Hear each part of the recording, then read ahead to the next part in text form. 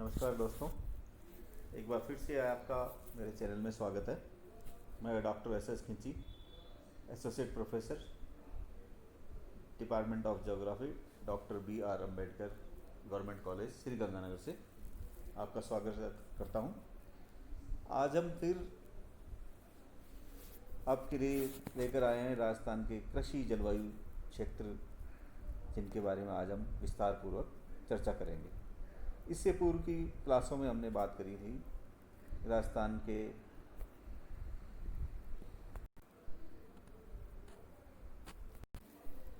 के जलवायु प्रदेशों के बारे में हमने विस्तार पूर्वक चर्चा की थी। उसमें हमने कोपेन के द्वारा जो राजस्थान को जलवायु प्रदेशों में किन किन आधार पर बांटा उसका अध्ययन किया। उसके अलावा थॉर्नथवेट का और त्रिवार्था के जलवायु प्रदेश में राजस्थान को किस किस आधार पर बांटा उस पर चर्चा की थी। उसी कड़ी में आज हम आपके लिए लेकर आए हैं राजस्थान के कृषि जलवायु क्षेत्र कि राजस्थान के कृषि जलवायु क्षेत्रों में किन किन आधार पर कैसे हमें इन बांटा गया है, इस पर आज हम विस्तारपूर्वक चर्चा करेंगे।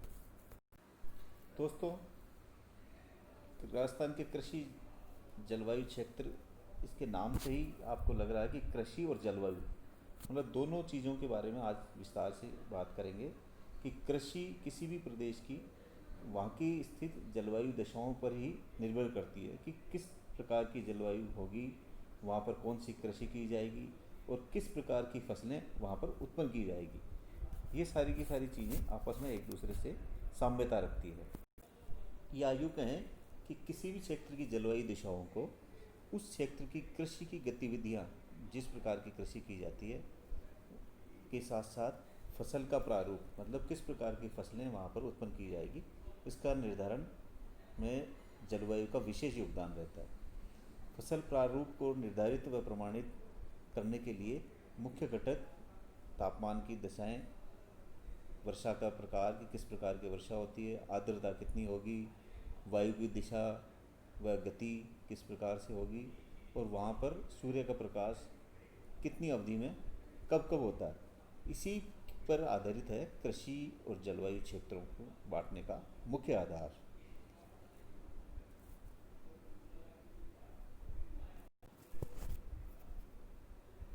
राजस्थान के कृषि जलवायु क्षेत्रों में बांटने के लिए किसी क्षेत्र की जलवायु दशाओं को उस क्षेत्र की कृषि गतिविधियों के साथ साथ वहाँ का फसल प्रारूप निर्धारित करने में भी अत्यधिक प्रभाव पड़ता है। फसल प्रारूप को निर्धारित करने व प्रमाणित करने वाले मुख्य घटक तापमान की बात कर ली हमने, वर्षा, आर्द्रता, वायु की दिशा व गति, इसके अलावा सूर्य ताप पर हमने अभी चर्चा की है। राजस्थान में विद्यमान जलवायु दशाओं और कृषिगत उत्पादों के बीच में घनिष्ठ संबंध है। इस आधार पर राज्य को विद्वानों ने 9 कृषि जलवायु क्षेत्रों में विभक्त किया है। 9 कृषि जलवायु क्षेत्रों में विभक्त किया है। आइए अब हम राजस्थान के नक्शे में विस्तार पूर्वक देखें कि कौन सा जलवायु प्रदेश किस नाम से बांटा गया है। सबसे पहला राजस्थान का कृषि जलवायु प्रदेश देखिए दोस्तों, प्रथम है फर्स्ट ए, शुष्क पश्चिमी मैदानी क्षेत्र। ये देख रहे हैं आप, ये सीमा बीकानेर, जैसलमेर, जोधपुर और बाड़मेर, ये सीमा निर्धारित करिए इस जोन को। फर्स्ट ए, शुष्क पश्चिमी मैदानी क्षेत्र। दूसरा है फर्स्ट बी, सिंचित उत्तरी पश्चिमी मैदान, मतलब ये नाम से ही देखिए आप, फर्स्ट बी, ऊपर वाला ये जोन जिसमें गंगानगर और हनुमानगढ़ का क्षेत्र इसके अंतर्गत आता है। थर्ड है सेकंड ए, अंतः प्रवाही क्षेत्र का अंतर्वर्ती मैदानी क्षेत्र। अंतर प्रवाही मतलब अंतर प्रवाही नदी, ध्यान होना चाहिए दोस्तों आपको, लूनी राजस्थान की मुख्य अंतर प्रवाही नदी है। ये आपकी लोकेशन, इसके नाम से आपको पता होनी चाहिए कि लूनी नदी कहाँ प्रवाहित होती है। हमने पहले बात कर चुके हैं हम इस पर। थर्ड है ये है चूरू, झुंझुनू और नागौर, ये क्षेत्र इसके अंतर्गत आता है। इसके अलावा चौथा है सेकंड बी, लूनी बेसिन का अंतर्वर्ती मैदानी क्षेत्र। लूनी बेसिन का अंतर्वर्ती मैदानी क्षेत्र, सेकंड बी, ये जोन ये वाला। इसके अंतर्गत पाली, जालोर और सिरोही का क्षेत्र आता है। नेक्स्ट है थर्ड ए, अर्ध शुष्क पूर्वी मैदानी क्षेत्र। इसका नामकरण नाम से ही पता चल रहा है, अर्ध शुष्क पूर्वी मैदानी क्षेत्र, मतलब पूर्व का क्षेत्र है जो अर्ध शुष्क है।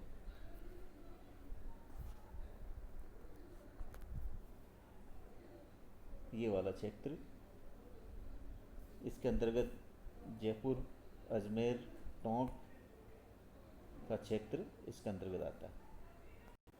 नेक्स्ट है थर्ड बी, बाढ़ संभाव्य पूर्वी मैदानी क्षेत्र। बाढ़ की संभावना उन क्षेत्रों में आती है जहाँ पर नदी होती है। तो नदी राजस्थान की सब सर्वाधिक, आपको पता है कि ये जो मध्य प्रदेश वाली जो सीमा पर आपको ध्यान आ रहा है, कौन सी नदी है दोस्तों? एक बार नाम दिमाग पर जोर डालिए, देखिए कौन सी नदी है। चंबल नदी।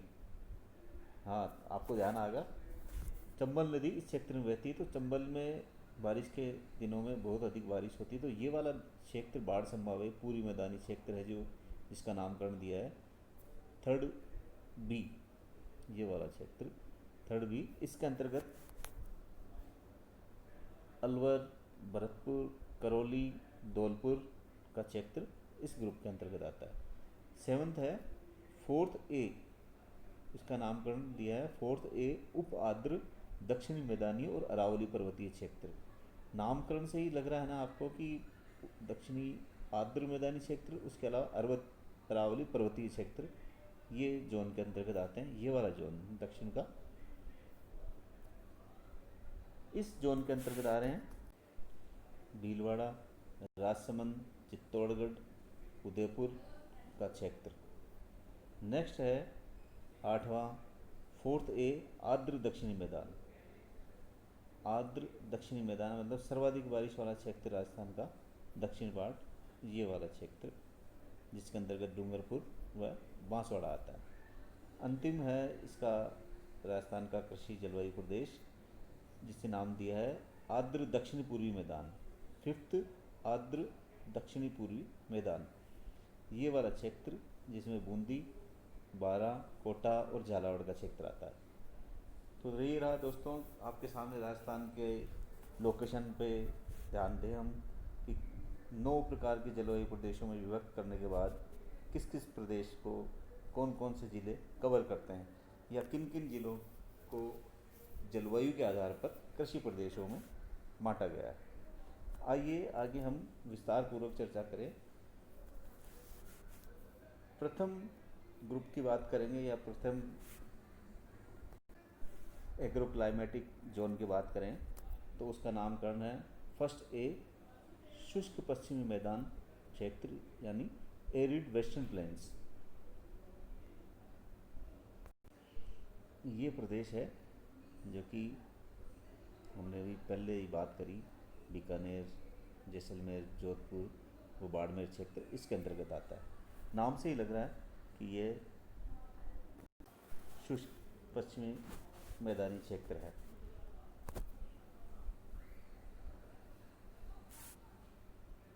इसके अंतर्गत बीकानेर, जैसलमेर, बाड़मेर, जोधपुर जिले की फलोदी, शेरगढ़, ओसियां जिले की ओसियां तहसीलें हैं। इसके अलावा चूरू जिले की डूंगरगढ़ व सुजानगढ़, रतनगढ़ और सरदारसर तहसीलें इस क्षेत्र के अंतर्गत आती है। इस शुष्क पश्चिमी रेतीली मैदानी क्षेत्र, जिसको पश्चिमी शुष्क मैदानी कृषि जलवायु प्रदेश के नाम से जाना है, इसकी जलवायु दशाएं अत्यधिक शुष्क दशाएं हैं। यहाँ पर इस क्षेत्र में वर्षा 10 से 40 सेंटीमीटर के लगभग औसतन होती है। दैनिक तापांतर इस पूरे क्षेत्र में अत्यधिक है। इतनी अधिक तापमान की दशाओं के बावजूद इस क्षेत्र में वनस्पति आवरण का अभाव है। केवल घास एवं छोटी झाड़ियाँ ही, कांटेदार झाड़ियाँ ही इस क्षेत्र की विशेष वनस्पति है। इस क्षेत्र के अंतर्गत खरीफ की फसलों में बाजरा, दालें व ग्वार अधिक मात्रा में उपजाई जाती है। सिंचित क्षेत्रों में जहाँ पर सिंचाई की सुविधाएं उपलब्ध हैं वहाँ पर गेहूँ, रेपसीड व सरसों मुख्य फसलें हैं। दूसरा कृषि जलवायु क्षेत्र है फर्स्ट बी, इसका नामकरण किया है सिंचित उत्तरी पश्चिमी मैदानी क्षेत्र। लोकेशन का इसके नाम के अंदर ही इसका वर्णन हो गया है, उसी से आप इसको समझने की कोशिश करें। सिंचित क्षेत्र और उत्तरी पश्चिमी मैदानी क्षेत्र है यह। एक बार फिर हम नक्शे में एक बार इसकी लोकेशन देखते हैं। ये वाला जोन, इस जोन के अंतर्गत है गंगानगर व हनुमानगढ़ जिले। हनुमानगढ़ गंगानगर जिले में घग्गर नदी द्वारा निर्मित बाढ़ग्रस्त मैदानों में जलोढ़ मिट्टी जमा की जाती है। उसी मिट्टी में सिंचाई द्वारा मुख्य फसलें पैदा की जाती है। राजस्थान का सर्वाधिक उपज वाला प्रदेश गंगानगर हनुमानगढ़ वाला ये पश्चिमी मैदानी क्षेत्र इसी नाम से विख्यात है। इस क्षेत्र में वर्षा का औसत 40 सेमी दैनिक तापांतर की अधिकता। गंग नहर, बांकड़ा नहर और इंदिरा गांधी नहर द्वारा इस पूरे क्षेत्र में सिंचाई सुविधाएं उपलब्ध होने से इस क्षेत्र को खाद्यान्न का भंडार के नाम से भी जाना जाता है। राजस्थान का सर्वाधिक खाद्यान्न हनुमानगढ़ और गंगानगर का यही सिंचित क्षेत्र है, जो कि 3 प्रमुख नहरों से गंग नहर, बांकड़ा नहर और इंदिरा गांधी नहर द्वारा सिंचित क्षेत्र है। खरीफ में यहाँ पर दोस्तों कपास, गन्ना व दालें मुख्य उपजे हैं। इसी प्रकार से रबी में गेहूँ, चना, सरसों व चावल कुछ मात्रा में हनुमानगढ़ क्षेत्र में नाली बेल्ट में उपजाया जाता है। दोस्तों आपको ये सब समझ आ रहा होगा, मुझे पूरी उम्मीद है, पूर्ण विश्वास भी है। अगर आप लोगों ने मेरे चैनल को सब्सक्राइब नहीं किया तो प्लीज़ सब्सक्राइब करें, लाइक करें और अपने दोस्तों को भी शेयर करें, वो भी इस कोरोना काल में इस ऑनलाइन पढ़ाई का पूरा उपयोग कर पाएँ और भविष्य में सफलता हासिल करें। इसी शुभकामना के साथ आइए अगला राजस्थान का कृषि जलवायु क्षेत्र जिसके बारे में बात करेंगे हम। तीसरा जलवायु क्षेत्र है कृषि जलवायु क्षेत्र सेकंड ए नाम दिया है इसे। सेकंड ए अंतः प्रवाही क्षेत्र का अंतर्वर्ती मैदान, ऐसा क्षेत्र जिसमें अंतः प्रवाही नदी का क्षेत्र है और उसका अंदरूनी मतलब अंतर्वर्ती मैदानी क्षेत्र जो इस क्षेत्र के अंतर्गत आता है। एक बार फिर हम वापस नक्शे पे चलते हैं। नक्शे में देखते हैं कि ये क्षेत्र संपूर्ण नागौर, सीकर, झुंझुनू तथा चूरू की तारानगर, राजगढ़ व चूरू तहसील में यह क्षेत्र विद्यमान है।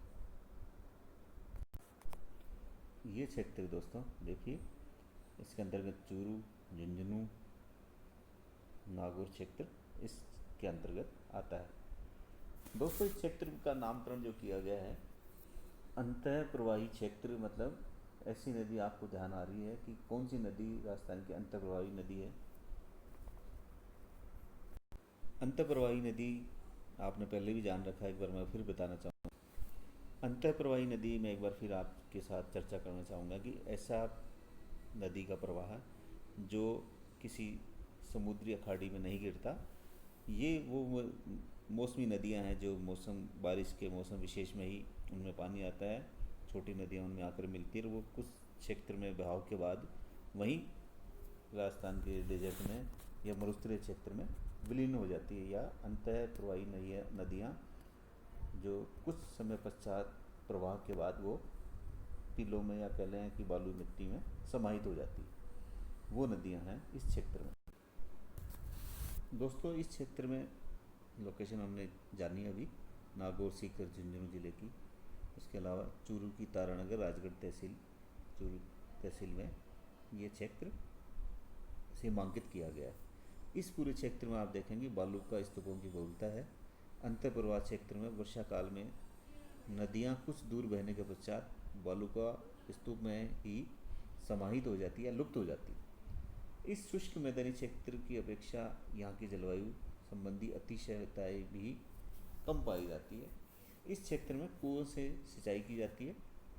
खरीफ में यहाँ पर बाजरा, तिल व दालें फसलें मुख्य रूप से उपजाई जाती है। दोस्तों, आज हम इतना ही इस वीडियो में कर पाएंगे।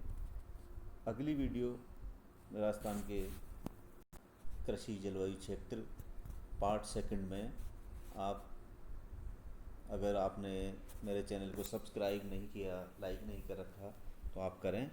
उससे अगली वीडियो आपके पास स्वतः ही उसका मैसेज आ जाएगा और वो वीडियो आप कंटिन्यूशन में देख पाएंगे।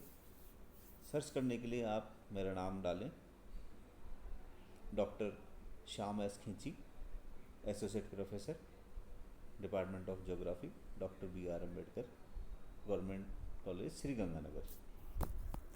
Thank you.